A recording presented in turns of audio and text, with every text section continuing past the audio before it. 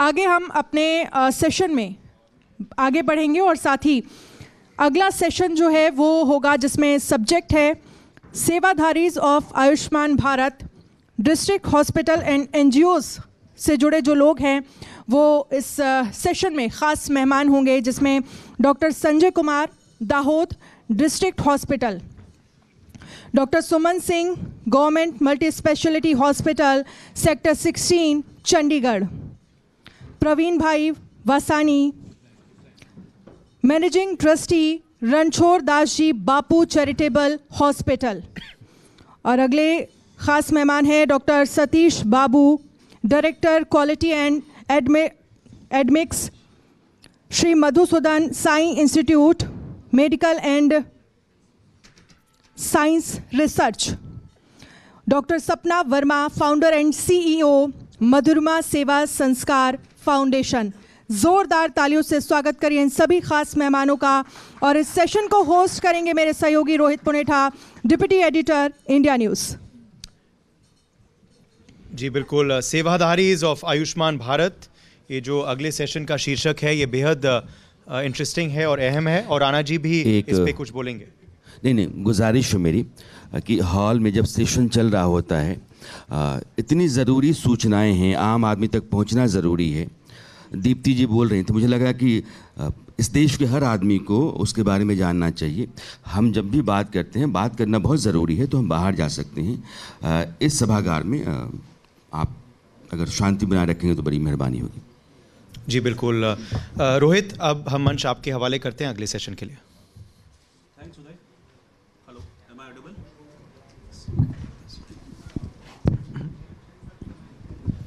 Thank you Uday. और अपने इस जो आज हमारा कार्यक्रम है आयुष्मान भारत को लेकर और भारत में स्वास्थ्य सेवाओं को लेकर जो हम चर्चा कर रहे हैं, उस सेशन को आगे बढ़ाते हैं। और सभी जो ख़ास मेहमान हैं, जिसमें वो लोग भी हैं जो सरकारी हॉस्पिटल में डॉक्टर्स हैं, क्योंकि बहुत ज़रूरी होता है सरकार की स्वास्थ्य सेवाओं को मजबूत होना, तभी कहते हैं कि आखिरी शख्स तक जो स्वास्थ्य सेवाएं वो पहुंचती हैं।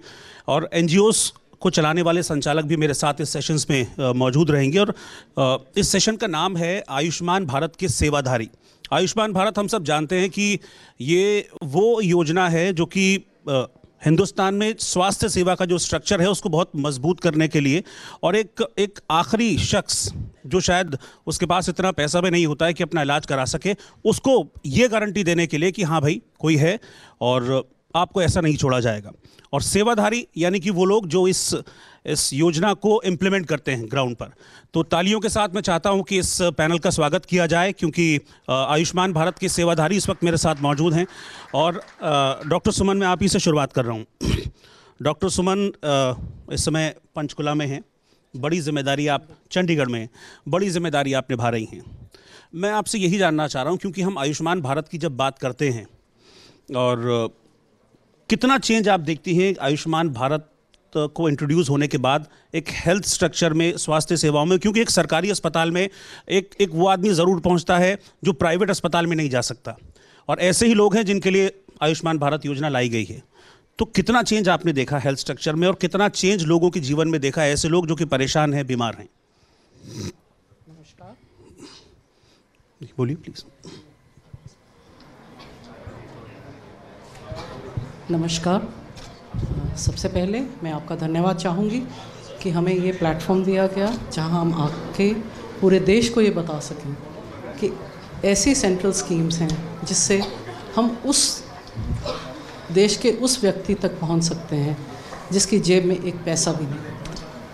आप मेरे से एग्री करेंगे कि जब किसी के घर में कोई बीमारी या कोई फिज़िकल कोई विपत्ति होती है, तो जब वो हॉस्पिटल पहुंचता है तो वो सबसे पहले उसका जो फिज़िकल ट्रॉमा है, मेंटल ट्रॉमा है, उसके साथ साथ एक बहुत बड़ा फाइनेंशियल बर्डन है, जहां उसको किसी से मांग के, कहीं से ढूंढ के एक भाग दौड़ उसकी उसमें होती है कि मैं इलाज का पैसा कहां से लाऊंगा। आज के दिन में आयुष्मान भारत के कारण हम ये देखते हैं कि जब हमारे पास कोई भी लाभार्थी पहुंचता है, उसको अपनी जेब से आउट ऑफ पॉकेट एक्सपेंडिचर उसका ज़ीरो है।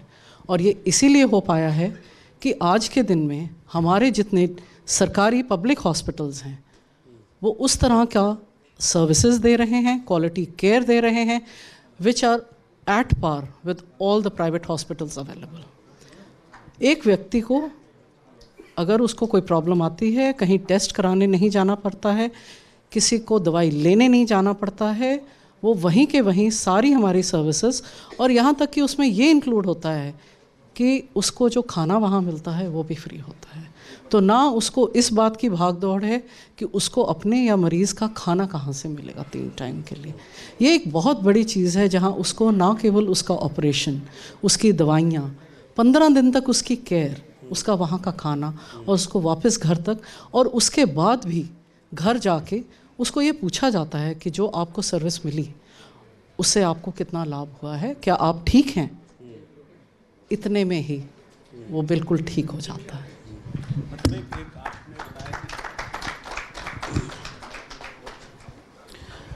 एक भरोसा मजबूत हुआ है, आपने बताया। एक आप खैर चंडीगढ़ में हैं, डॉक्टर संजय कुमार भी हैं मेरे साथ, दाहोद से हैं, और दाहोद में जो हॉस्पिटल है वहाँ पर आप भी मरीज़ों को देखते हैं। सर, एक ऐसे एरिया में जहाँ इजी अप्रोच है, चंडीगढ़ में लोग पहुँच जाते हैं, आप उस एरिया से आते हैं जो कि थोड़ा रिमोट एरिया है, वहाँ पर भी क्या ये जो योजना है आयुष्मान भारत योजना या इसके लाभार्थी, या इतनी अवेयरनेस है उन लोगों में कि भाई एक ऐसा कार्ड है, जैसे अभी दीप्ति जी बैठी हुई थी, उन्होंने एक आंकड़ा दिया कि 31 करोड़ आयुष्मान भारत कार्ड बन चुके हैं, लेकिन मुझे उस आंकड़े पर नहीं जाना है, मुझे ये जानना है कि क्या 31 करोड़ लोगों को फ़ायदा मिलता है या नहीं। बात उसकी है कुल मिलाकर। आप रिमोट एरिया से आते हैं, आप इसको कैसे देखते हैं? रोहित जी, सबसे पहले तो मैं न्यूज़ और इंडिया न्यूज़ को धन्यवाद देना चाहूँगा कि इस प्लेटफॉर्म पे मैं एक बहुत ही रिमोट और tribal area of eastern Gujarat से आया हूँ। वहाँ से आपने हमें निमंत्रण दिया और मुझे आमंत्रित किया। जैसा दीप्ति मैडम ने बताया, हमारा ये मेडिकल कॉलेज हॉस्पिटल है जो कि पीपीपी मॉडल पे बेस्ड है। 2018 में जब हम लोगों ने शुरुआत किए थे तो वहाँ पे डिस्ट्रिक्ट हॉस्पिटल का जो बेड स्ट्रेंथ था दैट वाज ओनली 156 बेड। किसी भी मेडिकल कॉलेज चालू करने के लिए मिनिमम 300 बेड प्लस कैजुअलिटी की बेड्स लगती है, तो हम लोगों ने वो फुलफिल किया। आज की तारीख में with in A span of 5 years, हमारे को ज़्यादा समय नहीं हुआ है, 1034 बेडेड हॉस्पिटल हम लोगों ने क्रिएट किया है, और ऑल जो भी फैसिलिटीज़ हम लोगों ने बनाया that is state of art facilities, और एक ब्रिज बिटवीन एक ट्राइबल कम्युनिटी, रूरल कम्युनिटी और एक अर्बन एरिया में जो फैसिलिटीज़ जो कॉर्पोरेट हॉस्पिटल या बाकी जो well to do nursing homes का मिलता है, हम लोगों ने वो ब्रिज को, गैप को कम करने का, और वो ब्रिज को गैप को हम लोगों ने फुलफिल किया है, जिससे कि लोगों को ये लगे एक पर्टिकुलर, एक बहुत ही टिपिकल उनके उसमें ये है कि भाई कुछ भी हो जाए, हमको जो इलाज कराना है हमको यहीं पे कराने का है। They are little reluctant to go to Baroda और अहमदाबाद और ये। अच्छा, एक चीज़ और इसी में मैं एंडोर्स कर रहा हूँ, जैसे आपने बताया कि आपने एक छोटे से अस्पताल से शुरुआत की थी, आज 1000 से ऊपर बेड है वहाँ पर, लेकिन मैं एक चीज़ जानना चाह रहा हूँ आयुष्मान भारत को लेकर ही वापस। कार्ड होता है, कई जगह इस तरह की प्रॉब्लम्स सुनने को मिलती है कि भाई कार्ड नहीं है तो इलाज डिलाई कर दिया जाता है। क्या आप भी इसको देखते हैं, नहीं देखते? मुझे लगता है कि इस मंच से इन्फॉर्मेशन पहुंचनी चाहिए। रोहित जी, आपने बहुत सही सवाल किए। देखिए, ये डिस्ट्रिक्ट हॉस्पिटल है जिसको हम लोगों ने टेक ओवर किया है। All the services including OPD consultation, IPD, surgery, CT, MRI, DSA, mammography, all hour services are free. Challenge ये है मरीज आयुष्मान कार्ड लेकर के आए या ना आए, सर्विसेज तो हमको उनको फ्री में ही देने का है, लेकिन अवेयरनेस जो कि ये पर्टिकुलरली इस पर्टिकुलर जो पीएमजेवाई स्कीम का है, ये हम लोग प्रमोट करते हैं जनरली इवनिंग के टाइम में, जब ये सब काफ़ी पेशेंट रिलेटिव, हमारे यहाँ रोज का हमारा जो फुटफॉल है ओपीडी का, it is somewhere around 2000 to 2200 का हमारा रोज का ओपीडी फुटफॉल है। हमारे आईपीडी में कभी भी 800 850 पेशेंट रहते हैं। अपार्ट फ्रॉम दिस, जो भी पेशेंट रिलेटिव और बाकी लोग आज जो हमारे हॉस्पिटल में विजिट करते हैं, तो शाम को हम लोग जब उनका डिनर सर्व करते हैं, we give dinner to their relative also and to the patient also, जैसा मैडम ने बता रहे थे। तो उसमें हम एक वीडियो पूरा एक बड़े स्क्रीन पे प्ले करते हैं, that is making them aware regarding the various schemes of PMJY और कैसे उसका लाभ वो लोग ले सकते हैं। हम लोग के एक छोटे से इस पहल से मुझे काफ़ी खुशी होता है आप सभी से शेयर करने के लिए कि ये जो हम लोगों ने शुरुआत किया जब 18 में समवेयर योर परसेंटेज जो टोटल था समवेयर वाज 10%, 12%, टुडे ऑलमोस्ट 40% हमारा हॉस्पिटल की जो ऑक्यूपेंसी है इज फ्रॉम PMJY। लोगों को इतना अवेयरनेस आ गया है। दाहोद एक छोटा मतलब ये गुजरात का सेकेंड लार्जेस्ट डिस्ट्रिक्ट है, लेकिन जैसा मैंने बताया कि रूरल और ट्राइबल एरिया में है, तो हम लोग केवल गुजरात के नहीं बल्कि 30 किलोमीटर पे हमारा मध्य प्रदेश है, 70 किलोमीटर पे राजस्थान है। तो ये 2 हद नाम था जिसको लोग दाहोद बोलना ऐसा नाम उन्होंने चेंज किया। तो 22 से 25% पेशेंट हमारे यहाँ मध्य प्रदेश से आते हैं और 10 से 12% पेशेंट हमारे यहाँ से राजस्थान से आते हैं। और आप कार्ड भी नहीं मांगते हैं? हाँ जी, कार्ड भी नहीं मांगते हैं। कार्ड मानते हैं ना, मतलब कार्ड तो अगर दे दिया तो अच्छी बात है, नहीं तो ट्रीटमेंट जरूर देंगे। ये ट्रीटमेंट तो फ्री है। इसके अलावा भी मैं आपको बताऊं कि we stand 3rd in the state as far as PMJY के सर्विसेज को जो हम प्रोवाइड करते हैं, तो हमारा 3रा स्थान है और ये टाइम्स ऑफ इंडिया और बाकी सब जगह भी इसको रिकॉग्नाइज किया गया है। ठीक, मैं डॉक्टर सतीश बाबू के पास चल रहा हूँ, श्री सत्य साईं लोक सेवा ट्रस्ट। सतीश जी, NGO है आपका। मैंने जो हॉस्पिटल के डॉक्टर्स हैं उनके चैलेंजेस सुन लिए, किस तरीके से वो ट्रीटमेंट देते हैं वो भी मैंने सुन लिया, और एक NGO के मुझे लगता है कि अलग चैलेंजेस होते होंगे। आप किस तरीके से जो NGO है आपका वो आयुष्मान भारत को मजबूत करता है, लेकिन मैं ये भी जानना चाह रहा हूँ कि किन चैलेंजेस को फेस करते हो। Again, thank you for inviting with humility. I express gratitude to the organizers. I represent a medical college which is free of cost definitely in India. Collectively, we have nationally 5 pediatric cardiac hospitals, 7 mother and child hospital, and 1 teaching medical multi-speciality hospital, which is Sri Madhusudan Sai Medical College. And your question is very pertinent because we see put together almost 50,000 patients a month put together, I meant. And quite rightly, our previous speaker mentioned that the model is getting bigger and better. So what challenge NGOs were facing before Ayushman Bharat was reach and scalability. There was sort of a struggle, reach and scalability. I meant reach of more people and scalability of services. So Ayushman Bharat has empowered NGOs and in fact ensured that care is given to many more people, and this is that experience. We are also each year we are seeing that more and more people are benefiting from Ayushman Bharat. Our percentage of patients receiving care is now touching almost 30% of that. So that 30% of resources are being ensured to NGO, which can be utilized for more people and more services. That's a very very sort of a reassuring thing for NGOs. तो मतलब आप किस तरह की बीमारियों का treatment आप लोग करते हैं? अलग अलग जगह कैंप्स लगाते हैं, किस तरीके से करते हैं? Yeah, our organization has sort of a presence from tertiary care, that is pediatric cardiac services to primary health care, preventive wellness centers. So our Sanjeevani hospitals have operated 28,000 children with congenital heart disease in last 10 years. Multi-speciality hospital, a teaching hospital, as each day the footfall is more than 1,500 and operations are almost 20 a day. And ICU care is another big boon for a big boon through Ayushman Bharat, because again Ayushman Bharat has taken away the out-of-pocket spending and catastrophic spending, and catastrophic spending is ICU care.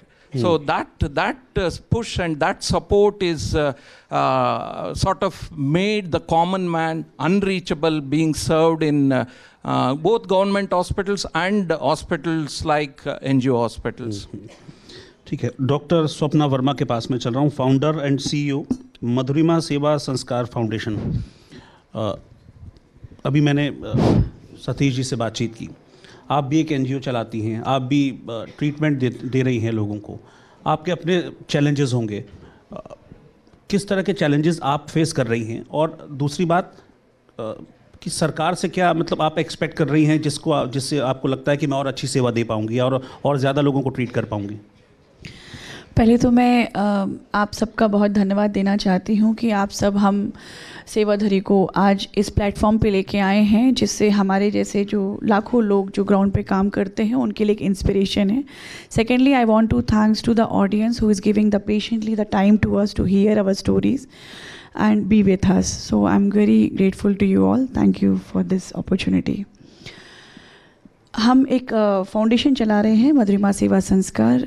सबसे पहले तो Ayushman Bharat card के बारे में मैं बताना चाहूँगी कि ये भारत में किसी ने कभी सोचा नहीं था. जो आयुष्मान भारत कार्ड ने भारत में बदलाव दिया है. अपर मिडिल क्लास फिर भी बहुत एजुकेटेड है, समझ पाता है कि उसको क्या डिसीजन कब लेना है. लेकिन आयुष्मान भारत कार्ड के लागू होने के बाद से भारत में एक क्रांति आई है स्वास्थ्य के लिए. वो क्रांति कैसी है कि जो लोग बीपीएल कार्ड के अंतर्गत आते थे, आज उनकी स्वास्थ्य के साथ साथ उनकी भावनाओं की रक्षा हुई है. ये बहुत बड़ी बात है, ये बहुत बड़ी बात है हमारे देश के लिए, तो हमें इससे गर्व है. अब बात आती है कि संस्था के द्वारा अगर हम जो काम कर रहे हैं तो हम किससे प्रेरित हैं. हम जाहिर सी बात है, आज जितने भी एनजीओज़ यहाँ बैठे हैं, कहीं ना कहीं आयुष्मान भारत कार्ड के अंतर्गत या गवर्नमेंट स्कीम के अंतर्गत उनको एक प्रेरणा दी गई है, एक फाइनेंशियल सपोर्ट भी दिया गया है कि अगर आप अपना योगदान करेंगे तो हम ये सपोर्ट आपको लेके आगे बढ़ते हैं. तो ये एक विकसित भारत की नींव है जहाँ पर NGO and the government are lined together with same thought process of development of the country in the health sector. So this is again a new India what we are seeing here. Third point कि हमारी जो NGO है, हमने एक सपना देखा है, माननीय प्रधानमंत्री मोदी जी ने एक सपना देखा है बीमारी मुक्त भारत का.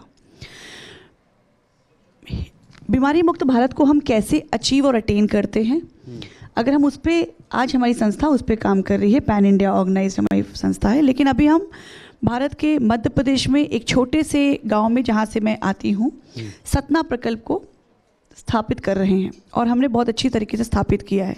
You will be surprise to know that we have challenge that we can really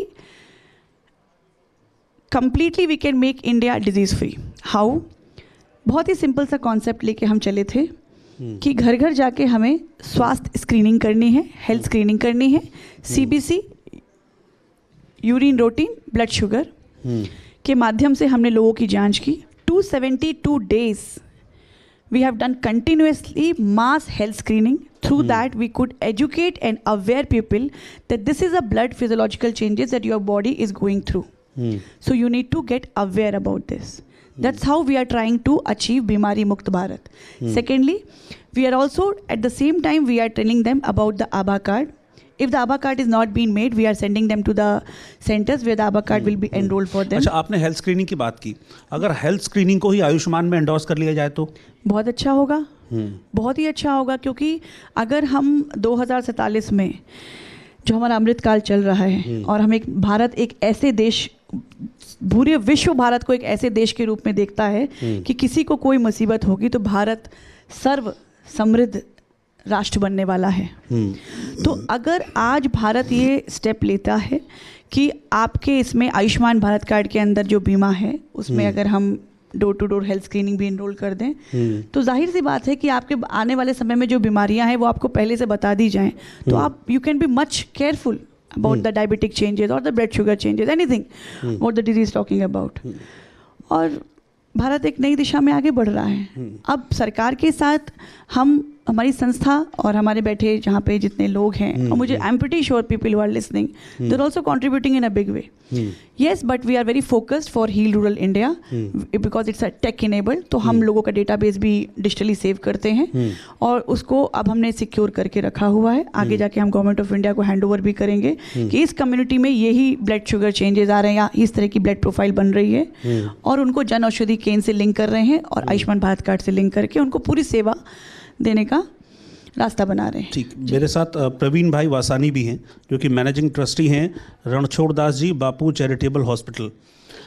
ये अलग तरीके से सेवा दे रहे हैं। ये क्योंकि आई रिलेटेड जो इश्यूज़ हैं उसको ट्रीट करती है इनकी जो संस्था है मोतियाबिंद का ऑपरेशन। ऑल्दो ये आयुष्मान भारत में कवर नहीं होता है, लेकिन फिर भी आप कर रहे हैं, तो किस तरीके से आप हेल्प कर रहे हैं लोगों की आंखों को स्वस्थ रखने की, ज़रा वो बताइए। श्री रणछोड़ दास जी बापू चैरिटेबल हॉस्पिटल, राजकोट, गुजरात, प्रवीण वसानी ट्रस्टी, सबको मैं प्रणाम करता हूं और ऑनरेबल श्री मांडविया साहब को भी मैं प्रणाम करता हूं। इंडिया न्यूज़ जो हमने ये इनवाइट किया उसके लिए खूब खूब हम आभारी हैं और विवेक जी आप सबका मैं आभार प्रणाम करता हूँ। हमारे जो एनजीओ है रणछोड़ दास जी बापू चैरिटेबल हॉस्पिटल, तो हमारे गुरुदेव परम पूज्य श्री रणछोड़ दास जी बापू ने संदेश दिया कि पूरा भारत को कैटरेक्ट फ्री मोतियाबिंद करो, तो हिसाब से हमारी एनजीओ काम कर रही है। जहाँ जहाँ पुअर स्टेट है तो हमने पहले बिहार को लिया, बिहार में भागलपुर 25,000 कैटरेक्ट किया, फिर बक्सर में 36,000 किया, यूपी बनारस में 78,000, देवरिया यूपी 52,000, सासाराम 18,000 और अभी अपना मध्य प्रदेश बदनावर भी चालू है। ये जो हमारे गुरुदेव बोलते हैं कि मरीज मेरे भगवान है, तो इस हिसाब से हम मरीज का भगवान की तरह सेवा करते हैं। ये जो आयुष्मान इसमें शामिल नहीं होता कैटरेक्ट में, हम जो हमारे हिसाब से खर्चा करके करते हैं। हमको एनपीसीबी का जो है ये जो ऑपरेशन हम करते हैं वो फेको मशीन से, लेजर से, बिना चीर फाड़ वाला और अच्छा वाला लेंस, हमको वो कम से कम 8 से 10,000 रुपया खर्चा लगता है। और बाहर जो पेशेंट जाएगा तो उससे 20,000 से कम ऑपरेशन नहीं होगा। वही है, हमको एनपीसीबी वाले का जो है 2,000 रुपया मिलता है, बाकी का खर्चा हम लेते हैं। हमारे पास गुरुदेव की कृपा से जो ये कार्य देखते हैं सब लोग, तो डोनर मिल जाते हैं और हमको वो मिल जाता है।